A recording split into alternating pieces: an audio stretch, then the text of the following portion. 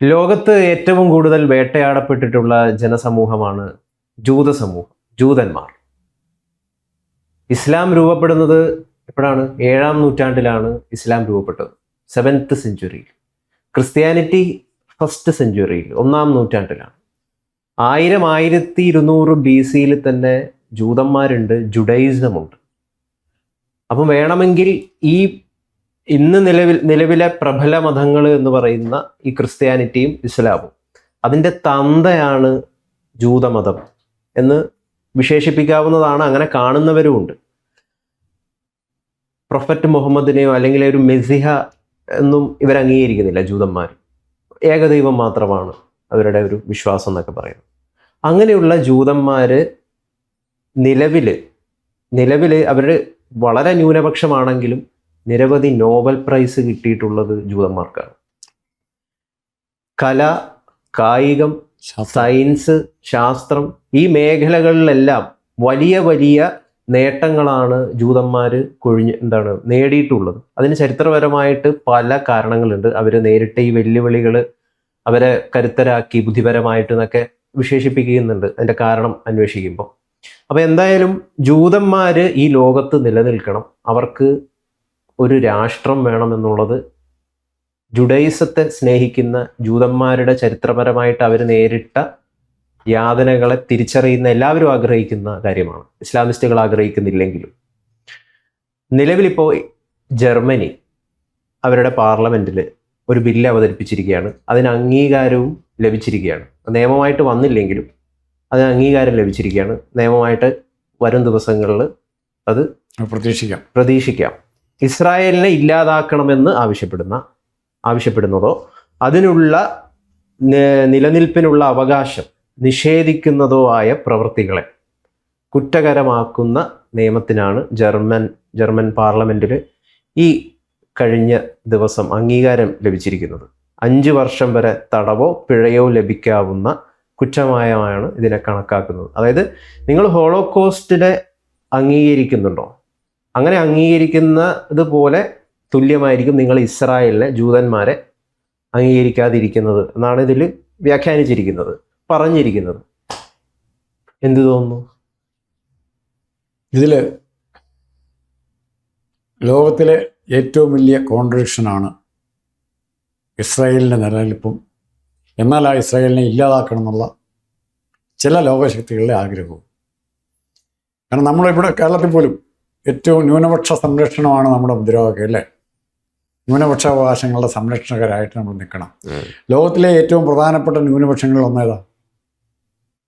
ജൂതന്മാരാണ്. പക്ഷേ ജൂതന്മാരെക്കാൾ 10 ഇരട്ടി ജനസംഖ്യയിലും ആയുധത്തിലും ഭൂവിസ്തൃതിയിലും കൂടുതലുള്ള മറ്റ് രാജ്യങ്ങളുമായിട്ട്, സൗദി അറേബ്യ ആയിട്ടോ UAE ആയിട്ടോ ഇറാനുമായിട്ടോ ഇറാഖുമായിട്ടോ സംഘടന ഉണ്ടാകുമ്പോൾ നമ്മൾ ആരുടെ കൂടെ നിൽക്കുന്നത്? ഏറ്റവും ജനസംഖ്യയിൽ ഒന്നുമില്ലാതെ നെഗ്ലിജിബിളായ ഇസ്രായേലിൻ്റെ കൂടെ നിൽക്കുന്നതിന് വരെ നമ്മൾ നിൽക്കുന്നത് വമ്പന്മാരുടെ കൂടെയാണ് നിൽക്കുന്നത്. എന്നിട്ട് നമ്മൾ പറയും ന്യൂനപക്ഷം സംരക്ഷിക്കണം. ഇവിടെ ഇന്ത്യയെ മാത്രം. ഇവിടെ ഈ വൈരുദ്ധ്യമാണ് ജൂതന്മാർക്ക് നിലനിൽപ്പിൻ്റെ പ്രശ്നം. അപ്പോൾ നമ്മൾ ജൂതന്മാരുമായിട്ടുള്ള ഡിമാൻഡ് ചർച്ചകളൊക്കെ ഉണ്ട്. അതിനകത്ത് ആ ചർച്ചകളിലൊക്കെ ബ്രിട്ടൻ കാണിച്ച കൊടും ചതികളുണ്ട്. അതൊക്കെ നമുക്ക് പിന്നീട് ഒരു അവസരത്തിൽ വിശദമായിട്ട് പറയാം. കൊടും ചതികളുണ്ട് ബ്രിട്ടൻ കാണിച്ച. ജർമ്മനിക്ക് ആ തെറ്റിപ്പം തിരുത്തുന്നുണ്ട് പരസ്യമായിട്ട്. ബ്രിട്ടനെ തിരുത്തിയിട്ടില്ല ഇതുവരെ. ബ്രിട്ടനാണ് ഈ കുഴപ്പം. ബ്രിട്ടൻ ഉണ്ടായിരുന്ന സ്ഥലങ്ങളിൽ മുഴുവൻ കുഴപ്പമുണ്ടാക്കിയിട്ടുണ്ട്. ഇവിടെയുണ്ട് കുഴപ്പം, പാകിസ്ഥാൻ ഇന്ത്യ കുഴപ്പമുണ്ട്, അഫ്ഗാനിസ്ഥാനിൽ പ്രശ്നമുണ്ട്, എല്ലായിടത്തും പ്രശ്നം ഉണ്ടാക്കിയിട്ടാവും. എന്തിനെന്ന് കളി നടക്കാൻ പോകുന്ന അർജൻറ്റീനയുടെ ഫാക്ലാൻഡ് ഐലൻഡിലും വരെ ബ്രിട്ടൻ പ്രശ്നമാണ്. പക്ഷേ അമേരിക്ക അങ്ങനെ ചെയ്തിട്ടില്ല, അത്രയും ചെയ്തിട്ടില്ല. അപ്പോൾ ഇവിടെ നമ്മൾ കാണേണ്ട വസ്തുത, ജൂതന്മാരുടെ, താങ്കൾ പറഞ്ഞൊരു മഹത്തായ കാര്യമുണ്ട്, വലിയ കാര്യമുണ്ട്. ലോകത്തിന് അവൻ്റെ നന്മയ്ക്ക് വേണ്ട ഉപകരണങ്ങൾ മുഴുവൻ, അത് ആയുധമായാലും മരുന്നായാലും ആശുപത്രിയിലെ ഉപകരണങ്ങളായാലും ഇത് മുഴുവൻ സപ്ലൈ ചെയ്തിരിക്കുന്നവരാ. ഏറ്റവും നല്ല കൃഷിരീതി, കുറഞ്ഞ വസ്തുവിൽ നിന്നും കുറച്ച് വെള്ളം ഉപയോഗിച്ച് കൂടുതൽ ഭക്ഷണ സാധനങ്ങൾ ഉണ്ടാക്കാമെന്ന് ലോകത്തെ കാണിച്ചു തരിക. അവനിപ്പോൾ ഇസ്രായേൽ കാണിച്ചു തരികയാണ്. നമ്മളോ ആ ഇസ്രായേലിനെ ഇല്ലാതാക്കണം എന്നാണ് എല്ലാവരും ആഗ്രഹം. ഒറ്റ ഡിമാൻഡുള്ള ഇസ്രായേലിന് നാളെ സമാധാനം. ഇസ്രായേലിനെ അംഗീകരിക്കാൻ ഇവർക്ക് എന്താണ് മടി? അതാർക്ക് വേണ്ടിയാണ് ഇസ്രായേലിനെ അംഗീകരിക്കാതിരിക്കുന്നത്? മെയിൻ ചോദ്യം, ആർക്ക് വേണ്ടിയാണ് ഇസ്രായേലിനെ അംഗീകരിക്കാതിരിക്കുന്നത്? ആ ചെറിയ രാജ്യത്തെ ഒന്ന് അംഗീകരിച്ചുകൊണ്ട് ഇവർക്ക് ആർക്കും ഒന്നും നഷ്ടപ്പെടാൻ പോകുന്നില്ല. പക്ഷേ ആ സംഘർഷം പശ്ചിമേഷ്യ എന്ന് പറയുന്നത് ഭൂമിയുടെ പ്രപഞ്ചത്തിൻ്റെ ലോകത്തിൻ്റെ എണ്ണഖനിയായ പ്രദേശം സംഘർഷഭരിതമായി നിർത്താനും അവിടെ മറ്റുള്ളവർക്ക് ഇടപെടാനുള്ള അവസരങ്ങൾ, പഴുതുകൾ അവിടെ ഉണ്ടാക്കി വയ്ക്കാൻ വേണ്ടി നിർത്തുന്ന യുദ്ധമാണ് ഇസ്രായേലിനുള്ള വൈരാഗ്യം. അതുകൊണ്ടാണ് എന്ത് വില കൊടുത്തും ട്രംപ് ഇസ്രായേലിനെ പ്രൊട്ടക്റ്റ് ചെയ്യുന്നതിന്. അമേരിക്കയിലുണ്ട് കോടാനുകൂടി ജീവന്മാർക്ക് രാജ്യം വേണമെന്നൊന്നുമില്ല, നിർബന്ധമൊന്നുമില്ല. ലോകം വിലയ്ക്ക് മേടിക്കാനുള്ള കാശ് അവരുടെ കയ്യിലുണ്ട്. അതായത് നമ്മുടെ നാട്ടിലെ കുറേയധികം ആളുകൾ തീർത്തും ഒരു അനീതിയാണ് ജൂതന്മാരോട് അവർ നിലപാടുകളിൽ ഇവർ ഈ മനുഷ്യാവകാശ പ്രവർത്തകരും മനുഷ്യത്വ വിരുദ്ധ പ്രവർത്തനത്തിനെതിരെ ഗീർവാണം മുഴക്കുന്നൊക്കെ പറയുന്നവരാണ്. പക്ഷേ ഒരു കരുണയുടെ ഒരു ചെറിയ ലാഞ്ചന പോലും ജൂതന്മാരോട് കാണിക്കുന്നില്ല. കാണിക്കും എപ്പോഴാണെന്നറിയോ? ഹിറ്റ്ലറിനെ ചീത്ത വിളിക്കാൻ. അത് ജൂതസ്നേഹമൊന്നുമല്ല, അതുവഴി ഹിറ്റ്ലറിനെ ചീത്ത വിളിക്കാം, ഹിറ്റ്ലറിനെ ചീത്ത വിളിക്കാം, നാസി ജർമ്മനിയെ ചീത്ത വിളിക്കാം, അതുവഴി മോദിയെ ചീത്ത വിളിക്കാം. അതൊക്കെ കൊണ്ട് ജൂതന്മാരോട് വെറുതെ ഒരു സ്നേഹം കാണിക്കും. പക്ഷെ മറിച്ച് ഹിറ്റ്ലറിനെ ചീത്ത വിളിക്കുന്നതോ അല്ലെങ്കിൽ അതിനേക്കാൾ കൂടുതലായിട്ട് ഇവിടെ നോക്കേണ്ടത് ജർമ്മനിയുടെ നിലപാട് തന്നെ നോക്കേണ്ടത്. ജർമ്മനി ഇതിൻ്റെ എല്ലാ സാമ്രാജ്യത്വത്തിൻ്റെയും കൊളോണിയലിസത്തിൻ്റെയും വ്യവസായ വിപ്ലവത്തിൻ്റെ എല്ലാം നന്മതിന്മകൾ അനുഭവിച്ച രാജ്യമാണ് ജർമ്മനി. ഒരു ജനത മുഴുവൻ എത്ര ആയിരങ്ങൾ അവിടെ അമേരിക്കയുടെ ആക്രമണത്തിൽ തകർന്നു പോയിട്ടുണ്ട്. ജപ്പാൻ ഇപ്പോഴാണ് കൂട്ടുണ്ട്, അതുപോലെ തന്നെ മരിക്കാനായിട്ട്. ഇവരെല്ലാം മരിച്ചുപോയി. ഇതെല്ലാം ജപ്പാൻകാർക്ക് എന്തെങ്കിലും അമേരിക്കയോട് വിരോധമില്ലാത്ത? ജപ്പാൻകാർക്ക് അമേരിക്കയോട് വിരോധമുണ്ടോ ഇല്ലയോ? ഏറ്റവും സൗഹൃദ രാജ്യങ്ങളാണ് അവർ. ജപ്പാനെ തകർത്തതാരാ? 2 ബോംബിട്ട് ഹിരോഷിമയിലും നാഗസാക്കിയിലും അണുബോംബ് വർഷിച്ച് ലോകത്തിലെ ഏറ്റവും മാരകമായ അസുഖം വെച്ച് ജപ്പാനെ തകർത്ത അമേരിക്കയില്ലേ? പക്ഷേ ഇന്ന് അമേരിക്കയും ജപ്പാനായിട്ടുള്ള ബന്ധം എന്താ? ചെറുതായിട്ട് ഒലഞ്ഞിരിക്കുകയാണ് നിലവിൽ. അത് ശരിയാ, കച്ചവട പ്രശ്നമേ ഉള്ളൂ, വേറെ ഒന്നുമില്ല. എൻ്റെ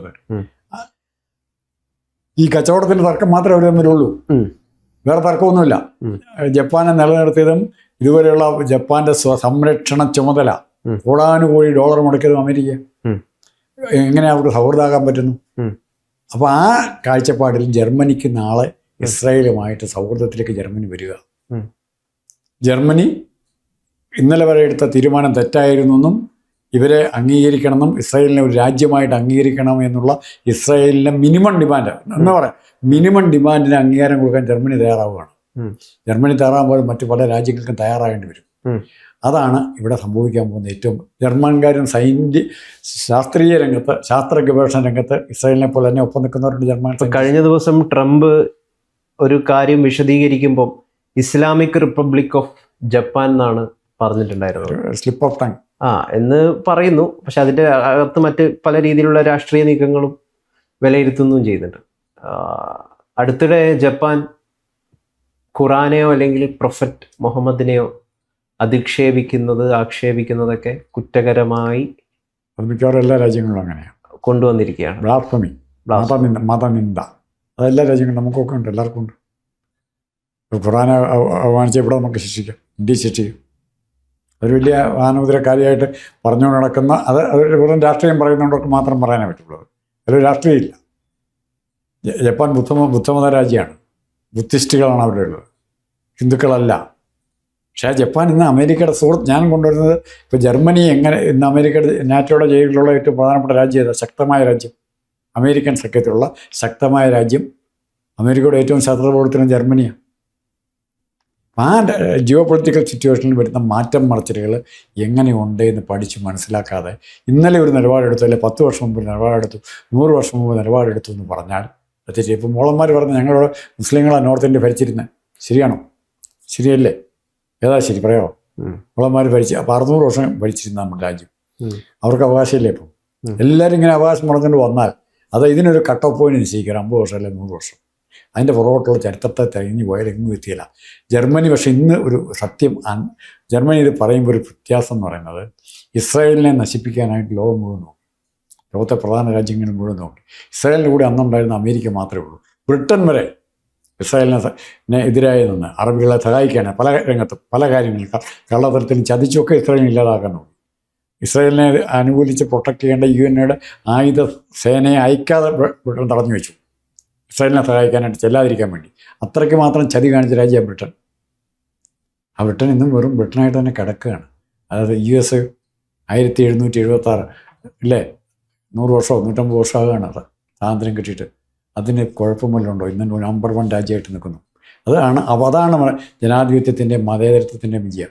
അമേരിക്ക ക്രിസ്ത്യാനിയെ ഭൂരിപക്ഷം ഒരു ക്രിസ്ത്യൻ രാജ്യമായിട്ട് ആരെങ്കിലും അറിയപ്പെടുന്നുണ്ടോ? ഏറ്റവും കൂടുതൽ ബന്ധുക്കോസ്കറുള്ള അവിടെയാണ്.